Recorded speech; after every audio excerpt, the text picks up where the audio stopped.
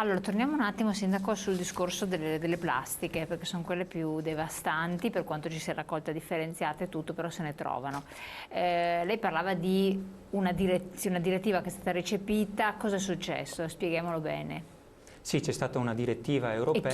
chi l'ha attuata in modo molto rigoroso? C'è stata una direttiva europea al quale vengono messi al bando i prodotti di plastica. Questa direttiva sarà efficace dal prossimo anno, non ricordo, 2020 deve essersi, 21 bisogna 2021. Eliminare la Sì, produzione sì. completamente. Noi abbiamo ritenuto meritevole di recepirla anticipando un po' i tempi e quindi l'ho emessa il 28 febbraio, è la numero 10. Nella nostra ordinanza dal 1° giugno vengono per le sagre, le feste, le manifestazioni, queste devono essere realizzate esclusivamente con materiali riciclabile o riutilizzabile o lavabile o biodegradabile. Pena una sanzione? Ci sono delle sanzioni a carico di chi svolge queste attività. Anche se magari fanno raccolta differenziata della plastica, non c'entra, Non c'entra, sì, esatto. Ordinanza devono okay, provvedere. La stessa cosa anche per i distributori automatici di bevande, il 1° giugno, quindi a un mese di distanza che è entrata in funzione. Mentre il 1° ottobre si estenderà anche a chi distribuisce, ai commercianti, ai bar, alle attività, a chi somministra cibi e bevande, anche a queste attività si estende la prescrizione dell'ordinanza. Quindi vassoietto in plastica no, classica coppetta di gelato in pura plastica no, dal 1° ottobre. Esatto, l'abbiamo fatto elastica in modo di dar modo di vendere anche le eventuali scorte che potevano essere presenti a magazzino e per non mettere in difficoltà anche tutti i settori coinvolti. Ieri passeggiando in una gelateria tuttavia di Sottomarina, del mio posto, ho visto che la granita che ho preso era in un bicchierino di carta e avevo questo cucchiaino che era strano, sembrava plastico, ho detto forse è plastica, l'ho guardato con più attenzione, dietro c'era la foglia e poi ho fatto anche la foto, c'era il cartello che diceva che doveva essere smaltito, poteva essere gettato nell'organico e quindi ho capito benissimo che era in materiale organico, biodegradabile e quindi aveva già recepito spontaneamente anche questo nostro suggerimento e questa nostra prescrizione. Quindi mi fa piacere, ci sono delle sensibilità da parte di alcune attività che vengono incontro anche alle esigenze dell'amministrazione.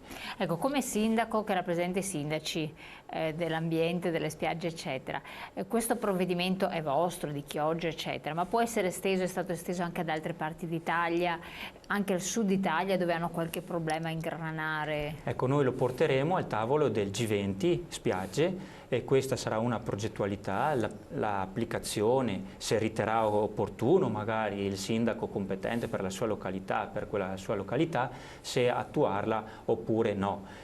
Questa insieme con SOS Scarichi e con altre 5 o 10 progettualità abbiamo intenzione di portare al tavolo di Castiglione della Pescaia. Anche sistemi innovativi magari per intercettare i rifiuti nelle foci dei fiumi. Possono essere plastiche o possono essere anche tronchi, rami che poi dopo recuperarli sparsi nel litorale contribuisce a un costo e una difficoltà sempre più maggiore. Così come anche la realizzazione, interventi o contributi da parte della comunità europea o nazionale o regionale affinché le comunità montane o le comunità che stanno sopra la nostra possano adeguare tutte quelle infrastrutture che oggi magari mancano, dai depuratori alla separazione delle acque bianche e nere, per non andare a compromettere quella che è un'economia che, come ho detto in apertura, è l'economia principale per il nostro territorio e quindi merita di essere difesa, merita di essere tutelata. Assolutamente. Sud Italia come è messo? Allora, in Sud Italia ci sono in realtà le prime esperienze di plastic free, no? Di delibere dei sindaci, penso Ischia, che è stata una delle prime amministrazioni a mettere in campo uno strumento, diciamo, di questo tipo. Devo dire anche che la delibera, diciamo, no, l'ordinanza sindacale è un'ordinanza che risponde alle esigenze di ogni territorio, quindi il sindaco di Chioggia ha a che fare con dinamiche legate a 50.000 abitanti più i turisti che arrivano, il sindaco di Ischia piuttosto che di un altro piccolo comune ha altre dinamiche da gestire, magari di un'isola che è diverso invece, no, dalla penisola, e quindi anche lì interventi diversi. Noi quello che diciamo è che la delibera ha fatto 3 cose importanti. La prima è quella che ci ha detto che non tutta la plastica verrà eliminata, ma ci ha detto che verrà eliminato prevalentemente l'usa e getta, quindi quel tipo di plastica che, perché non ci sono solo i bicchieri, ma ci sono anche interventi di altro tipo, quindi l'usa e getta partendo dai piatti, dalle cannucce in particolare, e non dai bicchieri, perché i bicchieri, insomma, c'è un percorso particolare e c'è anche un ragionamento da fare rispetto a cosa significa bioplastica, no? E cosa non significa bioplastica compostabile, quindi giustamente la scienza e la tecnologia ha bisogno anche di avanzare per arrivare anche ai bicchieri come ordinanza europea. Poi se nei territori facciamo un passo in avanti, ben venga, perché l'altra cosa che ci dice l'ordinanza, che ci dice la Comunità Europea, è che serve l'attuazione, l'applicazione da parte degli Stati membri. Quindi per raggiungere quegli obiettivi serve che il nostro Ministero dell'Ambiente la prenda in mano, la adotti e dica come raggiungiamo gli obiettivi, perché la terza cosa che ci dice la Comunità Europea è che abbiamo degli obiettivi di riduzione. Quindi ogni azione messa in campo per ridurre la plastica, che deve essere ridotta di percentuali molto importanti, intorno all'80-90%, significa che si deve mettere in campo tutto possibile, quindi oltre alle ordinanze che sono un atto dovuto, perché servono in qualche modo a dare un indirizzo anticipato, per fortuna, di quello che dice l'Europa, serve mettere in campo tutti quegli strumenti anche di promozione e di corresponsabilità, perché è quello su cui bisogna puntare, la corresponsabilità che porta, ad esempio, chi vende il gelato a scegliere di dare un cucchiaino che magari non è incluso piuttosto che la coppetta del gelato che non è inclusa in quello che dice la Comunità Europea, ma lo fa perché si sente corresponsabile e quindi pensa che si possa cambiare anche il modo di consumare. Poi se andiamo un po' di più verso il riuso, riutilizzo, lavabile e cominciamo a togliere l'usa e getta anche compostabile, perché certo può sostituire la plastica, però la nostra vita è un po' troppo usa e getta visto le tonnellate di rifiuti che riversiamo nei mari. Insomma, ecco,